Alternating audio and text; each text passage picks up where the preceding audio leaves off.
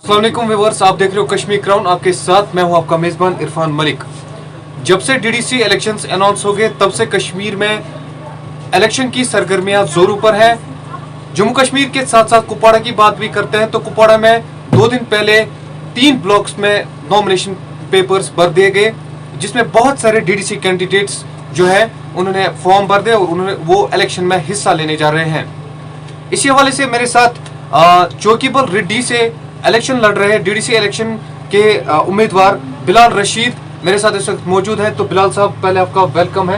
Welcome. तो आपसे जानना चाहूंगा, क्या सोचकर आप इलेक्शन में आए, डीडीसी इलेक्शन में आए, और क्या लग रहा है आपको इस टाइम? डियर एक्चुअली हाँ, आपने बहुत अच्छा क्वेश्चन किया कि इस इलेक्शन में कंटेस्ट करने के मतलब क्या वजूहात है, किन वजूहातों पे मैं इस इलेक्शन में कंटेस्ट कर रहा हूँ। जैसा कि आप जानते हैं कि मतलब आज तक जो मेरी खुद की जो एक्सपीरियंस रही है, मतलब इस सोसाइटी में जो हमारा खासकर जो ये बैकवर्ड रीजन है चौकीबल ब्लॉक, तो मैंने जो पास्ट एक्सपीरियंस जो गेन की तो मैंने देखा कि जो यूथ है, खासकर जो एजुकेटेड जो एलिट्स हैं, जो हमारा एलिट ग्रुप है, ये अक्सर जो हैं हम एपॉलिटिकल रहते हैं। आज तक मैं खुद एपॉलिटिकल रहा हूँ, मेरी किसी सियासी तंजीम के साथ कोई वाबस्तगी नहीं रही है। लेकिन आज जब मैंने राय मांगी इन एलिट्स से, जो हमारे इलाके के जो ठीक मतलब जो अच्छे जो इंटेलेक्चुअल्स है, जो हमारे जो खासकर जो एजुकेटेड जो यूथ है, जब इनसे राय मशवरा करके हमने एक फैसला किया, हम अब इस टाइम एक ऐसे कैंडिडेट को मौका देंगे इस इलेक्शन में कंटेस्ट करने के लिए, एक ऐसे मतलब उम्मीदवार को हम मौका देंगे जो एजुकेटेड हो, इंटेलेक्ट हो, जिसके कैरेक्टर पे कोई दाग ना हो और जो हमारी सोसाइटी को अच्छी तरह से रिप्रेजेंट करे। और इस टाइम हमने ये फैसला किया है कि हम जवान जो है, खासकर जो यूथ जो है इस इलाके का, ये एपॉलिटिकल नहीं रहेगा। हाँ, एक तो यूथ भी एपॉलिटिकल नहीं रहेगा, उनकी पार्टिसिपेशन भी होगी, वो अपने नुमाइंदे को चुनेंगे, वो अपने इंटेलेक्चुअल तबके के नुमाइंदे को चुनेंगे, और इसके साथ साथ वो परसुएड करेंगे जो एपॉलिटिकल रहते हैं, उनको परसुएड करके, उनको एजुकेट करके, उनको अवेयर करके वो उनसे हाँ मतलब एक सपोर्ट मांगेंगे इस टाइम एक ऐसे कैंडिडेट के लिए जो उनके लिए आगे फील्ड में काम करे। आपका मुकाबला बीजेपी के डिस्ट्रिक्ट प्रेसिडेंट मोहम्मद शफी मीर से है और बाकी कैंडिडेट्स भी हैं वहां पर। तो क्या लग रहा है आपको, आगे आने वाले दिनों में लोगों की जो पार्टिसिपेशन है किस हद तक रहेगी, कैसे रहेगी पार्टिसिपेशन? देखो, जो आपने बात कही कि मतलब आप मेरी जो कंपटीशन है वो मेरी कंपटीशन जो है वो शफी मीर से नहीं है, ना ही मेरी कंपटीशन किसी और दल से है, ना ही किसी और पार्टी से है। मुझे ये पहले क्लियर कर दीजिए, आप किसी तंजीम से जुड़े, आप इंडिपेंडेंट, एज एन इंडिपेंडेंट? नहीं, मैं एज एन इंडिपेंडेंट कैंडिडेट हूँ और हाँ, मैं एक पार्टी से हूँ। वो पार्टी यूथ पार्टी है, वो यंगस्टर्स है, वो एजुकेट तबका है, यहाँ का वो अवाम है, वो मजदूर तबका है, वो जो आज तक जिन्होंने कोई बेनिफिट नहीं हासिल किया है, वो तबका है। उसको मैं पार्टी आपसे क्या बेनिफिट वो हासिल करेंगे? इंशाल्लाह। देखो, जो भी सरकार आती है, गलत झूठे दावे, गलत प्रोमिस करके अपना टाइम वो 5 साल 10 साल का वो जब खात्मा उसका हो जाता है, तो एक नए प्रोपेगेंडे के साथ आती है फील्ड में कि अब हम इस बार ये करेंगे, इस बार वो करेंगे, इस बार ये करेंगे। लेकिन लास्ट पे जब हम देखते हैं कि जो बेनिफिट जाता है, फिर जो हम सरकार का जो बेनिफिट होता है वो सिर्फ 5% लोगों तक ही महदूद रहता है। जो बाकी के जो डाउन ट्रोडन जो क्लासेस है, जो खासकर जो एजुकेटेड क्लास है, उनको कोई सुनता ही नहीं है, कोई सुनने को तैयार ही नहीं होता है। आज भी देखो, आज आप देखो कि फील्ड में जो पार्टियां उतरी है, वो ऑलरेडी जो हमने आजमा के रखी है, वो तमाम पार्टियां, चाहे वो कोई भी पार्टी हो, मैं किसी एक पार्टी का नाम नहीं लूंगा, सारी जो पार्टियां हैं हमने एक एक करके सब पार्टियों को जो है वो मौका दे दिया है। लेकिन अब हम इस बार किसी पार्टी को वोट नहीं करेंगे, हम इस बार अपना इंतखाब खुद करेंगे और अपने एजुकेटेड क्लास जो हमारा जो एजुकेटेड क्लास है, हमारे जो पुअर डाउन ट्रोडन जो पीपल है, वो खुद आज फैसला करेंगे अपने तकदीर का। उनको अपना तकदीर बदलना ही है और हम इस टाइम जो उतरे हैं मैदान में, हम अपने तकदीर को खुद बदलेंगे। इंशाल्लाह हम इस इलेक्शन में कामयाबी हासिल कर लेंगे।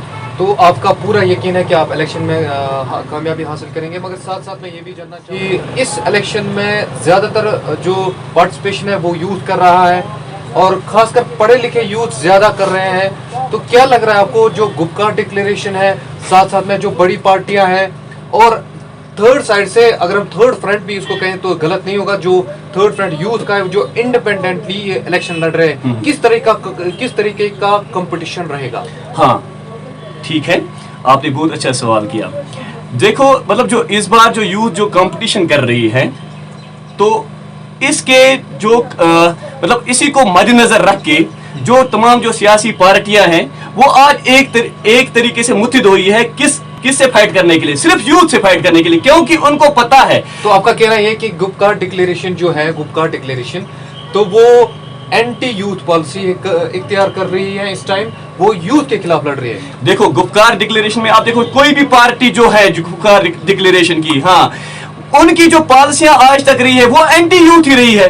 मैं एंटी यूथ ही नहीं कहूंगा, वो एंटी पब्लिक रही है। आज तक देखो हमें जो पिछले जो 55 सालों से हम जो देख रहे हैं, हम जवानों के साथ नौजवानों का मुस्तकबिल जो बिगाड़ के रखा है वो किन ने रखा है?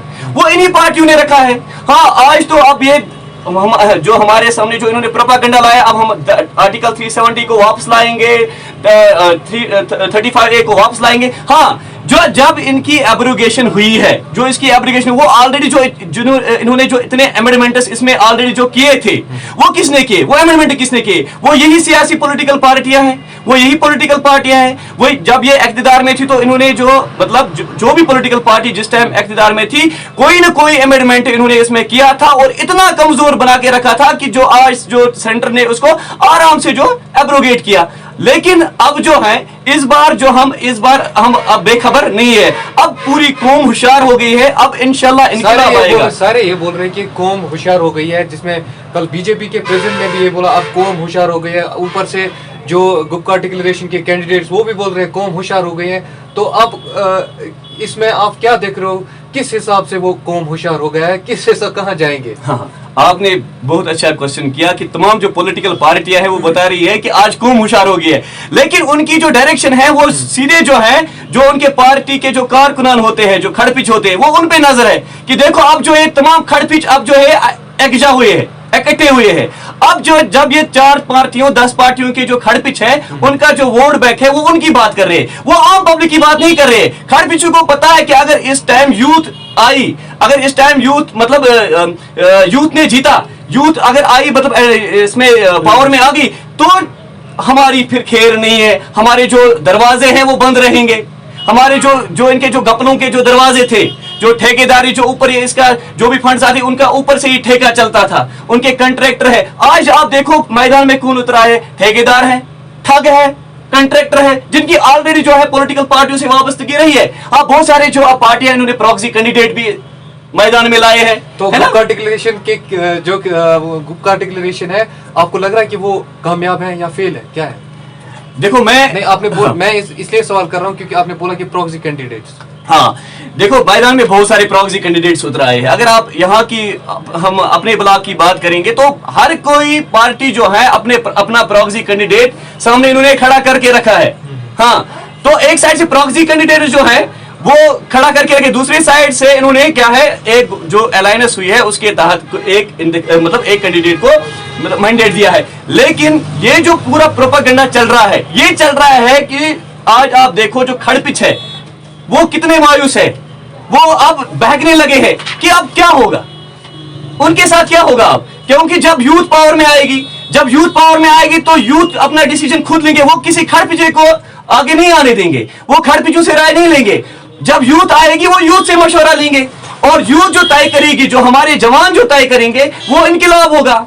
इंशाल्लाह यूथ को अब पता चला है, मैंने आपको पहले भी बताया है कि अब इस टाइम वो क्लास पार्टिसिपेट कर रही है जिन्होंने आज तक नहीं किया है। वो इसीलिए पार्टिसिपेट कर रही है क्योंकि जो वो खड़पिचे हैं वो इकट्ठे हो रहे हैं। लास्ट पे शॉर्ट मैसेज जानना चाहूंगा, रेड्डी चौकीबाग के लोग रहने वाले हैं उनके लिए क्या मैसेज है? हाँ मेरी उनसे यही मैसेज है कि देखो आज तक हमने हर एक पार्टी से, जिस भी पार्टी का कैंडिडेट आज हमने मतलब आज तक हर एक पार्टी के कैंडिडेट को हमने मौका दिया है, चाहे कोई भी पार्टी थी। आज तक हमने उनको आज तक मैंडेट दिया है, हमने उनको आज तक वोट दिया है, लेकिन आप देखो ग्राउंड रियलिटी जो देखो आप, खड़ पिचों के अलावा मुझे देखो आप खुद फैसला करो किसके घर आबाद हुए और किसके घर वैरान रहे। जो हमारे 95% जो यूथ है, 95% जो यूथ का तबका है, उनमें से किसको फायदा पहुंचा है आज तक। और हमारा जो गरीब तबका है, आप देखो कि गरीबी कितनी दूर हो गई है, कितने गरीबों के घर बस गए, सिर्फ घर वैरान कर दिए हैं। किन्होंने कर दिए हैं? यही इन खड़पिचू ने कर दिए हैं। और आज मैं अब अपने यूथ से, खासकर इन जवानों से गुजारिश करता हूं, खासकर जो एजुकेटेड क्लास है, आप देखो, आप खुद फर्क कर लो। एक मैदान में इस टाइम 20 या 22 कैंडिडेट है, तो आप इनमें से खुद परखो, खुद जांचो किसका शोर कितना है, कौन क्या करेगा हमारी सोसाइटी के साथ। आप ये देखो कि यूथ किसके साथ है। आज जवान जो है वो मेरे साथ है इंशाल्लाह। मैं ये नहीं बता रहा हूं कि जवान मेरे साथ, जवान अपने साथ है। आज जवान अपना फैसला आज खुद कर रहे हैं। तो आज इन जवानों का साथ आप दो, इस जवानों की तंजीम को साथ दो। इंशाल्लाह जो इनकलाब आएगा उसमें हर एक की खुशहाली होगी। तो बहुत बहुत शुक्रिया बिलाल साहब। ये थे बिलाल रशीद जो कि बलरेड्डी से इलेक्शन लड़ रहे हैं। बहरहाल जैसा कि हमने कहा कि जो इंडिपेंडेंट कैंडिडेट्स हैं वो आज मैदान में उतरे हैं, खासकर जो पढ़े लिखे नौजवान हैं वो भी इस इलेक्शन में खासी दिलचस्पी दिखा रहे हैं। बहुत बहुत शुक्रिया। अस्सलाम वालेकुम नाजरीन, मैं इकबाल नबी, डीडीसी कैंडिडेट टंगमर्ग। आओ इकट्ठे मिलके आज जंग लड़ें गरीबी के खिलाफ, नाइंसाफ़ी के खिलाफ, ब्यूरोक्रेसी के खिलाफ, सोशल एवल्स के खिलाफ। आप और हम मिलके चलें, तभी हम अपनी मंजिल पा सकते हैं। जिस मंजिल का ख्वाब हमने देखा, आपने देखा, हमारे जो आने वाली जनरेशन है हमने उनके लिए देखा। लैपटॉप आपके सामने है, वही तरक्की की निशानी है। लैपटॉप का बटन दबाइए और इकबाल नबी को जिताइए। Chunks Tea, the restaurant, New Bus Stand, Handwara. We deliver pizza, momos, tandoori items, biryani, Indian, Chinese and continental food. You can call and take away birthday cakes, wedding cakes and anniversary cakes. You can also book space for parties. Call us on 700-625-3790, 808-262-6681. Cash on delivery option is also available. Chunks Tea, the restaurant, New Bus Stand, Handwara.